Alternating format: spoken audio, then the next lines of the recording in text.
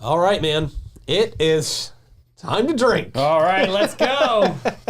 We have got Irving Kass in here with us, owner of Bin39. And Irving, how you doing this afternoon? Good to see you, man. I'm doing great. Yeah? Thank you. Great. I love to hear it, man. Yeah. How's the wonderful world of wine, sir? Yeah. It's been awesome. Yeah?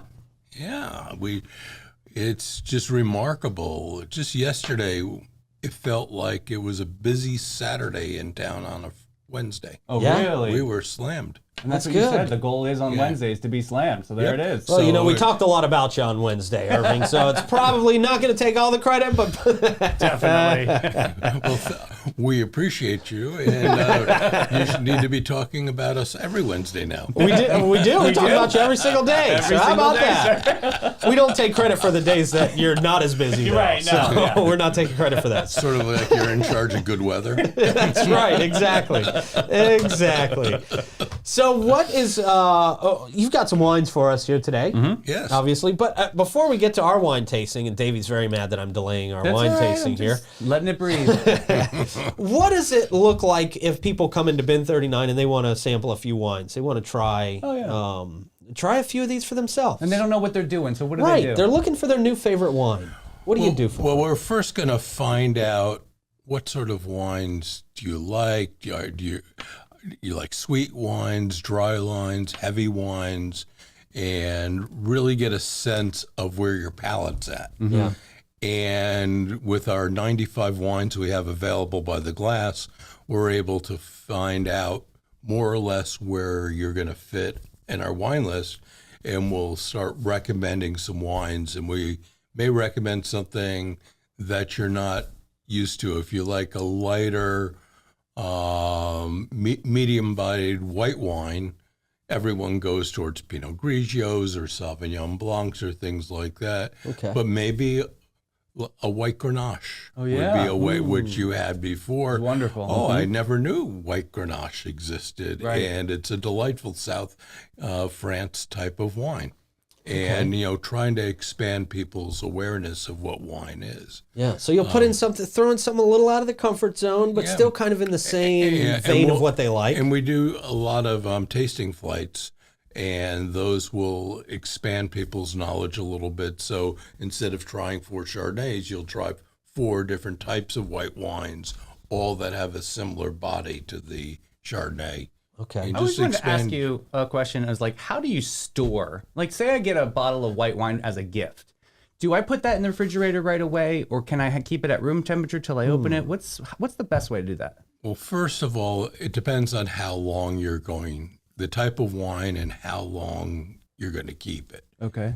If you're keeping wine for a year, in all candor, 70 degrees, as long as it's not in direct sun, it will last without any problem. If it's a fancy cab or if it's a everyday wine, that's fine. Okay. Now, if you're collecting wine and you want your wine to age for 15 years, the ideal temperature is 55 degrees to store your wine. Okay. And so if you're wanting to really age that wine, now, like a Chardonnay that you used an example for, you don't need to age that. You drink those fairly young. Pinot Noirs, you drink young. You can drink them 10 years later, but the sweet spot is really within the first few years Got it. of getting that. Where cabs, usually the better cabs, the sweet spots, 15 to 25 years later. Oh, wow. Okay. So it really depends on the type of grape, what storage is appropriate. For example, at home, most of the wines that I have refrigerated, and I have 3 wine refrigerators at home, Yeah. are the cabs. Okay. And I have cabs that are 20 years old sitting in there. And what I do is, I'll get stuff from a wine club or from our wine bar, and I will just put it in the refrigerator and sort of forget about it.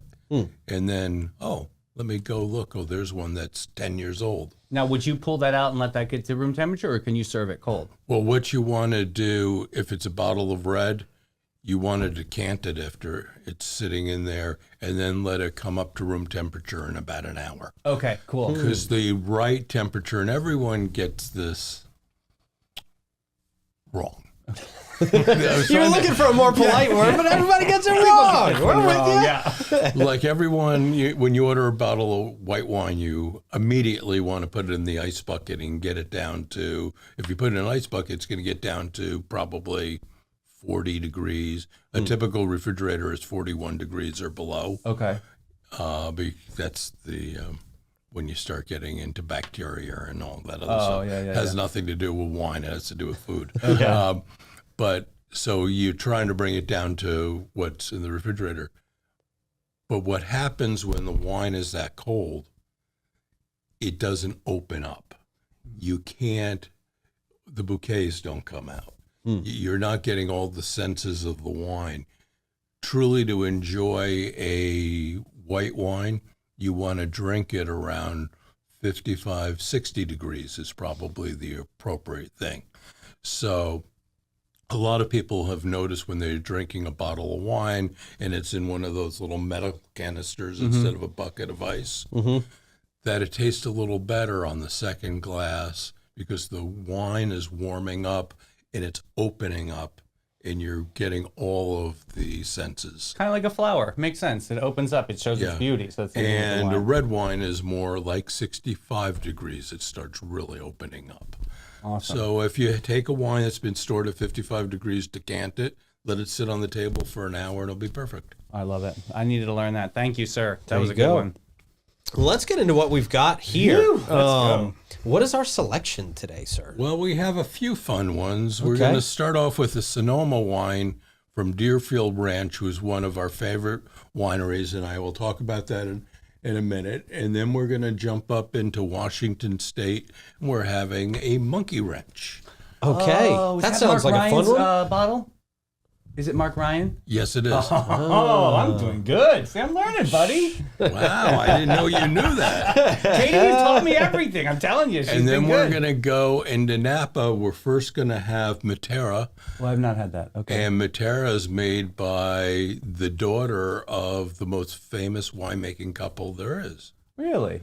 You know, Nice. We're going to just let it hang. Okay. All right. Sounds good. And then we're going to go into Jason by Pallmeyer. Oh, no relation to Josh. No. And this is like, if you have unlimited money and you like to make your own wine, like Dwayne Wayne did, Yeah. Oh, yeah. you call Pallmeyer. Okay. Oh. The standard. And, yep. And not only is he an excellent winemaker, but his daughter started a Pinot Noir company called Wayfarer, which is in the top 1% of all Pinot Noirs in Sonoma. So they know what they're doing. Yeah. So these are really good. And this is his everyday red blend. These are all red blends. Okay. His everyday red blend in some restaurants is their top wine on the list. Love it. Wow. So we're All going to right. do that. So we're going to start off with, and Robert and PJ Rex, I've known since 2008 Okay. when I had the pleasure of having lunch in their home. And they were delightful people. And they still are delightful people. So I didn't want to say that in Good a friends. bad They were once. But they invited us in, and I remember having lunch. PJ had us on the patio drinking I think we were starting with Sauvignon Blanc. And we were drinking a little bit longer than expected. That's fine. That's a normal thing. That happens. Right? Yeah. Well, Robert was late. Oh. And Robert comes up, I don't know, 15 minutes later than he was supposed to, and apologizing left and right. And he says, I'm so sorry, but we were bottling the 2005 Zinfandel. Wow. And here is the very first bottle. No way. And so I still have that bottle in my wine fridge at home. I'm afraid to drink it Yeah, it's like a because it's souvenir sort of at a this point, right? souvenir for Yeah, life. right? But, when you save $100 Original. bottle of wine for a souvenir, it gets expensive. But True. but it's just a special moment, and we've been good friends. We've been out there to their house a couple other times. We brought other people there, but they make fabulous wines, and this is Wonderful red blend. Mm-hmm. It's very full-bodied, complex, very velvety. I like it. And these are what? These are in French and American cork barrels? Or oak barrels, excuse me. This is mostly French. Oh, is it mostly French? Okay. This is delicious. And this is a 2018. I'm looking here on the back of the bottle, because it changes every year. It's 31% Syrah, 25% Merlot, 22% Cab, 16% Petit Verdot, and 6% Malbec. Now, I've always poo-pooed having a blend, but it's not. You're telling me that's like it's a cool thing now, I feel. Like you see a lot more blends. Well, in the old days, you would hear the word Meritage. Okay. I don't know if you had ever heard that. No. It's a French term, and it means red blend. Oh, okay. Typically those red blends or Meritages were taking, the 6 big wines and mixing them in some sort of Merlot Cab as the basis. But now you're finding red blends that are Grenache based. You're finding them all over the spectrums. Mm-hmm. But if you want to call your wine a Meritage, it becomes a problem because you have to pay the French government a certain percentage. Yeah, it gets fuzzy. Things like this. Yeah. It's a little. I'm a little fuzzy on the law. I used to know it quite well, but I'm fuzzy now. And then after the movie Sideways, everyone was off Merlot. Remember that? That was the thing, right? And Merlot is usually a big player in Meritages or red blends. So some people became very, very careful how they worded their products, even though in the movie Sideways, his favorite wine is Merlot. That movie was so massive. It just kind of shook up the wine world a little bit, didn't it? But most of the people didn't know that the wine he drank at the end out of the styrofoam cup was actually a very prized Merlot. Huh. But it just went over everyone's head and killed the Merlot industry. It totally killed it, right? But anyhow, it's just Pinot Noir took over, I think, after that. It did. Yeah. Interesting. Yeah, Merlot. God bless him. Oh, I forgot to bring it. Here you go. Use that. Thank you. Ooh, 904. Hey. So let's see, fancy. We are very luxurious out here, just like you. Well, we're going to go Irving. on to the monkey wrench. Okay. Yes, my favorite. Now, Irving, when's the last time you took a trip specifically? Well, we'll ask you when you get back to a microphone. Stupid on me for asking a question while somebody's not near a microphone. You'll be surprised how it picks up, because Katie did this last time when Michelle was here. Okay. And the mics did pick up. Okay. Well, we've got very fancy mics out here. Because you said you don't. Okay. There. Yeah, I don't want to get too drunk. There we go. Got to run the ship. Clay sneaking in. got a full day of work. Yeah. Clay bringing his glass back. Yeah. I love you, Clay. Clay's ready for another round as well. Okay. Very good. No, we love Clay. So this is Mark Ryan. This is what do we Monkey got Wrench. Looks like this is a blend of sorts. Tell us what's special about this one, Irving. Well, this is actually, Washington State itself is special. Okay. And I think people are starting to get more and more aware of how great the wines are in Washington State. Specifically like Columbia Valley. Am I saying that right? You are saying that right. Okay, good. And part of this is near the Columbia Valley area. And part of this is much further, it's east. Yeah. Okay. I mean, you got to think backwards when you're on the west. But that climate is specific for these kinds of grapes, right? Right. Now, it's very similar to growing French wines. Okay. You're further north than California. Oh, really? Epa, there it is. Hey. So how does that make a difference in the taste? Well, it's going to come off a little.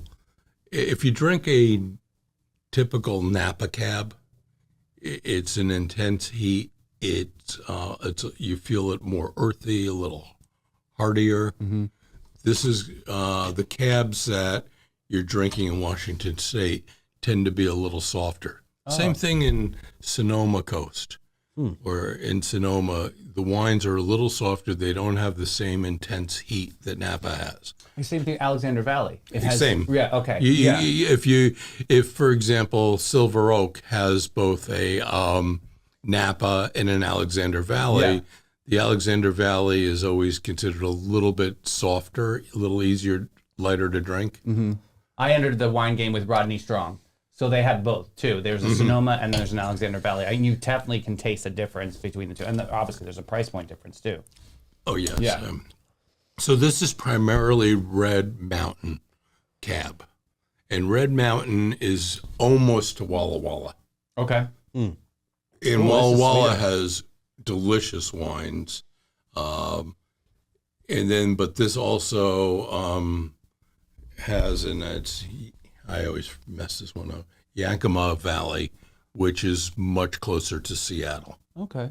Which is where the Merlot, and this is basically a definitely Merlot get Merlot cab. here. Yeah, it's a Merlot cab. So they're kind of combining these notes. I guess to make it like a smoother translation, like how do they know the right combination?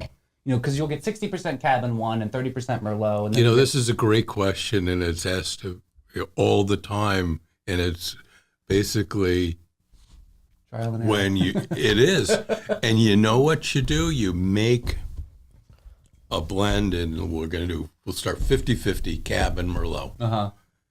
And okay, I'm going to write a little number on that, bin 1, and I'm going to put it in the basket.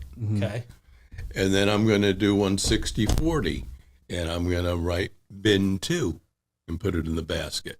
And so I'm going to maybe make 40 different combinations. Obviously, the one that's in the basket, 39, is the right one. Of course, because you wouldn't try them all, right?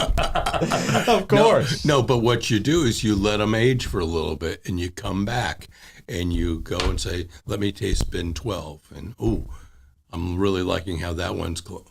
And once you go through all of those, you say, I really like this one. And that becomes your formula for how you're going to make the wine. Okay. Now, you're going to start off knowing that, I think with this grape, and if you've been doing this a while, it feels like a 70-30 mix. You're going to know that intuitively. You're not going to have to go from 0 to 100. You're going to know, and the really good winemakers have that feel and sense, and will taste it and say, just maybe 1% Petit Verdot we can add in there, and that's going to do it.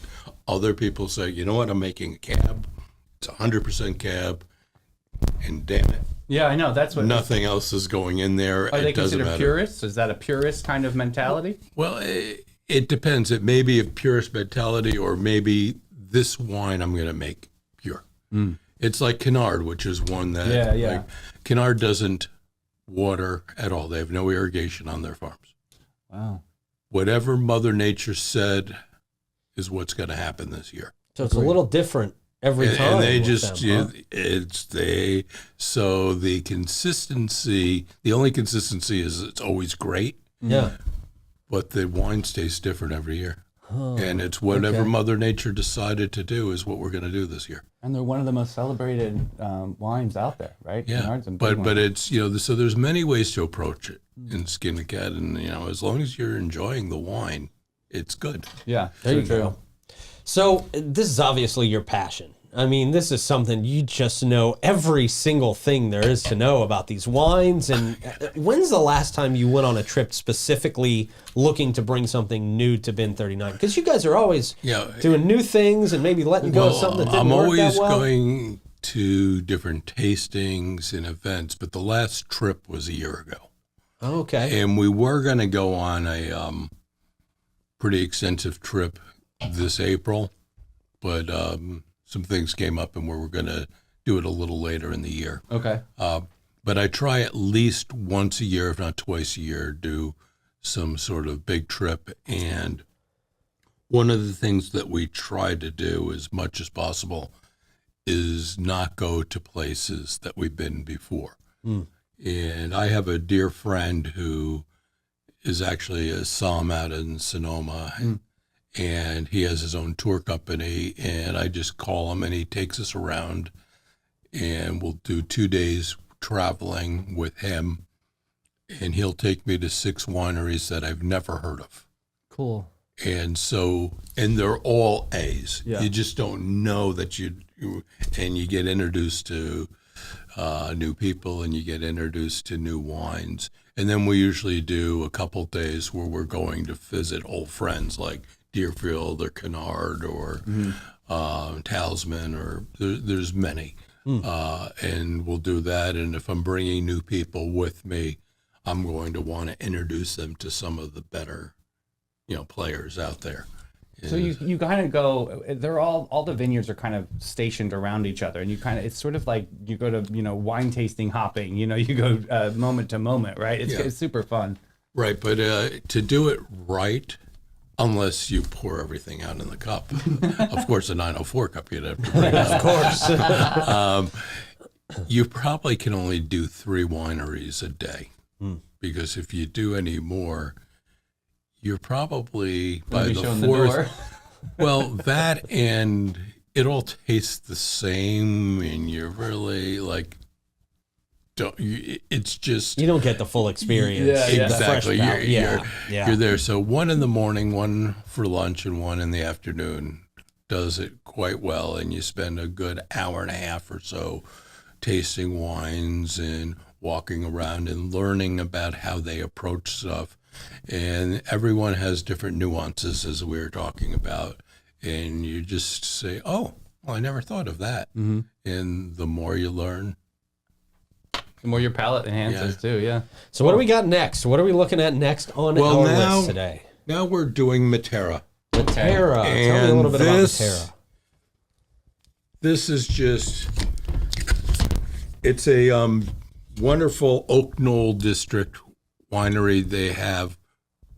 They're on the 50-yard line where their grapes are. Actually, where their Chardonnay was grown, is where the Chateau Montelena Chardonnay was actually grown for the decision of Paris, right near their property. But what's really interesting about this is the winemaker for this winery is a lady named Chelsea Barrett. And Chelsea is probably 35 now, but she grew up as the daughter of 2 of the most famous people. Okay. Famous people. Bo Barrett, who is the winemaker for a winery called Chateau Montelena. Mm-hmm. Okay. If you ever watched the movie Bottle Shock, I have seen Bottle Shock. Yeah. you know the young hippie-ish looking guy? Yeah. That's Bo Barrett. Get out of Dodge. Okay. I had no idea. His wife is Heidi Barrett. Heidi Barrett. Yeah. How does Dana Barrett play into this? Oh, good question. Sorry, Ghostbusters reference. Good question, Dana Barrett. Stupid. Zool. You sure it doesn't have anything to do with aliens? Yeah, right. Well, hey, Sigourney Weaver. She was great back then.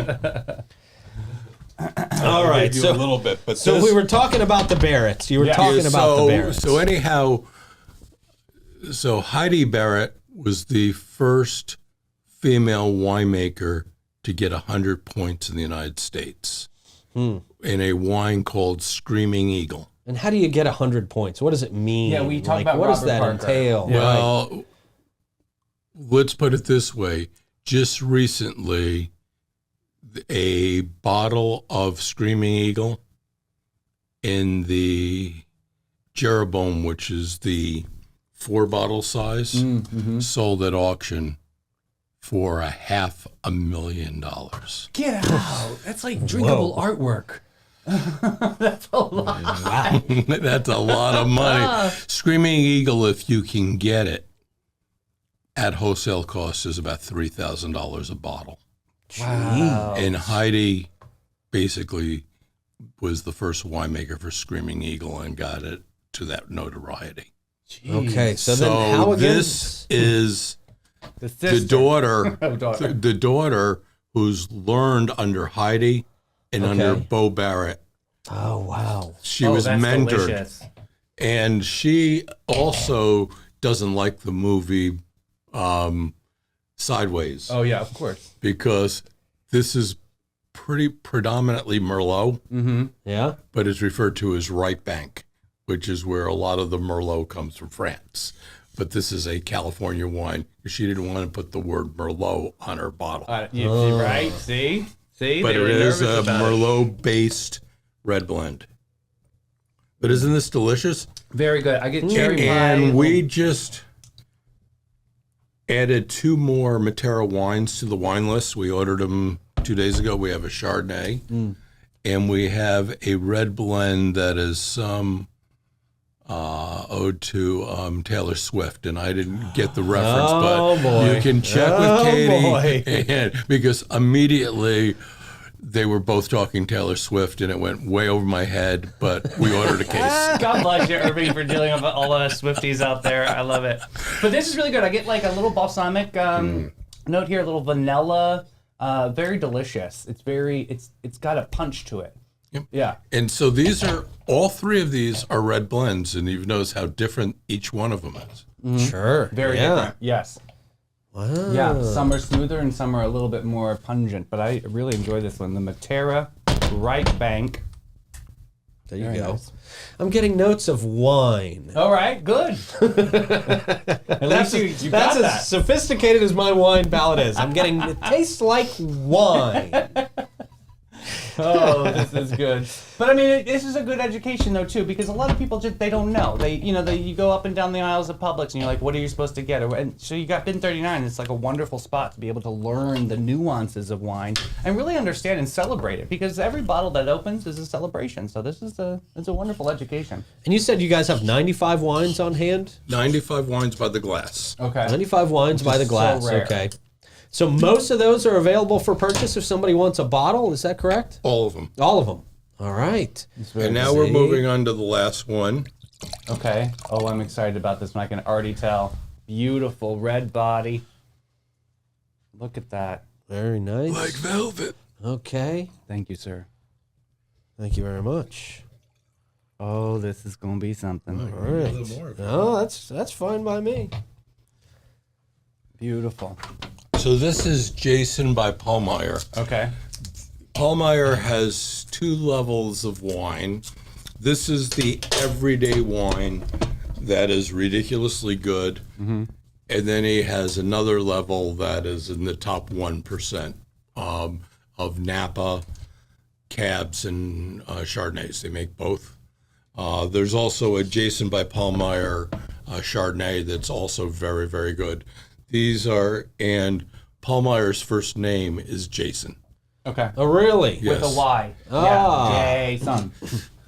So, But he changed it to Paul with a P-A-H-L because it sounds more fancy. That is oh it. yeah, I'm sure he had no influence over that. He just came out of that name. Yeah, right? So this is it a red blend or is this a cab? No, this is, again, it's Cab and Merlot blend. They're typically around 60-40, but each year it's a little different, and we're drinking this one here. Yeah, I think it's going to be about 60%. Look at blueberries. Very nice. Yeah. Again, I've got wine. This is amazing. Perfect. Yeah, this is a little bit more Merlot than Cab. Okay. All Yeah, right. I can definitely tell. Yeah, I can see that there's even when you poured it, I could tell there was a little bit more like a deeper red, right? So what are your top 3 that you think that you have in stock right now at Bin39? Yeah. Your tops that you think Specials. people need to really check out. Well, we have 3 bottles of Verite, which is, they're at cost, $450 a bottle. Tell them I have 2 payments, okay? If I Okay. can decline, just check the script. Yeah, Katie will call for me. But if we back off of those, some of the cabs that we have, like La Jolla and O'Shaughnessy, Howell Mountain, are 2 of our more extraordinary. The O'Shaughnessy, yeah. Okay. Yeah, those are strong. From Pinot Noir, we have the Pisani and the Wayfarer. And Wayfarer is the daughter of Jason Paulmeyer, right? Oh, wow. And it's way up there. Rocchioli is up there, is a great one. We have some delicious, basically all across the board. You're not going to say my Piju? I love my Piju. I love I it. didn't get there yet. It's my favorite. Of course, Piju. It's a really cool vineyard beat because you pull up to Piju and they've got all these like incredible organic sculptures and they're all in bright, bold colors, main color. And I was like, oh, I remember that a part of the tour. Our Canard wines, and we have a few different Canards, are all outstanding. But it's a very diverse wine list. We're very big on, we probably have 15 cabs on the list. We probably have 10 Pinot Noirs, 10 Chardonnays. So it's pretty deep throughout the whole list. And we have things from very affordable, more entry-level wines to stuff that only collectors know about. Yeah. I love that. And, we have people who walk into the wine bar and really know their wine and get so excited because they'll see something like a De Mal, for example, that nobody carries, or a Pisani, or different wines like that. They'll just look at it and say, oh, my God, what a great collection. Oh, you have Chateau Haut. Ooh. All these things get them very excited. And then other people who know a little less about wine but have been marketed to well will see other wines and they'll get all excited about seeing those. So it's a nice mix. It's a comfortable wine list. We're happy to let anyone try anything. If they're unsure, we have tasting flights that make it a little easier for, I really didn't know about Pinot Noir except Meiomi, and I really want to see what a Pinot Noir really tastes like. Or Mark West. There's so much more out there than that. We actually have a good friend of ours that she didn't know anything about wine. She was like, my favorite wine, are you ready, is White Zin. And I said, wait a minute. Go over to Bin39, and they got her into Sancerre, which is great, which is a great selection, something nice and light and summery. Yeah. So there's so many things out there, and to drink something really special, and that's definitely where you're going to find it over at Bin39. For sure. Yeah. Irving, thank you again. You're welcome. Always fun. Awesome, dude. Always a great time. Always great to hear just the knowledge that you've got in your brain about wine. It's so impressive, man. Yeah. Well, I'm letting you know, after 4 glasses, there's less knowledge. There you go. Always good to see you. Irving Kass, you got to check him out at Bin39. If you liked, watching us sip on some great wines and hearing Irving one's just open. describe Leave that for the everything. captain. What's that? Leave that for the Thank captain. you, sir. Oh, nice. There See? you go. Very you nice. go, Beautiful. man. To Jason, this is a wonderful. There you go. Paul, P-A-H-L. Meyer. For your pleasure. Yeah, This is man. so great. I love it, Jason. There you go. You got to go down and you see how much knowledge Irving has. I mean, that's why we say if you're looking for your new favorite wine, you got to get down to Bin39. It's a really fun thing to geek out on. It's just it's a cool nuance. It's a whole subculture. I really I've enjoyed learning for all the years that Bin39 sponsored our show. I love learning about this stuff. It's a lot of fun.